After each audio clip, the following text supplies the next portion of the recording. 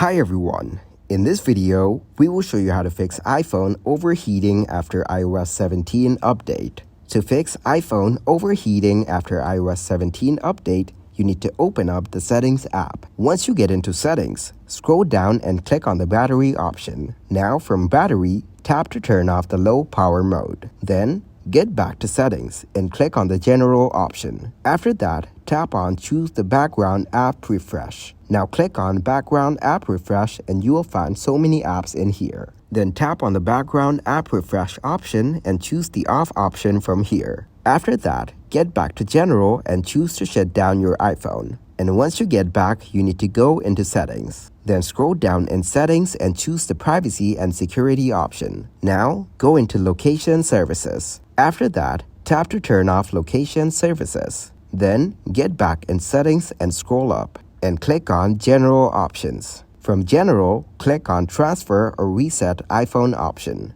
Then click on Reset option and choose to reset all settings from here. Thanks for watching, like the video and subscribe to the channel for more content like this.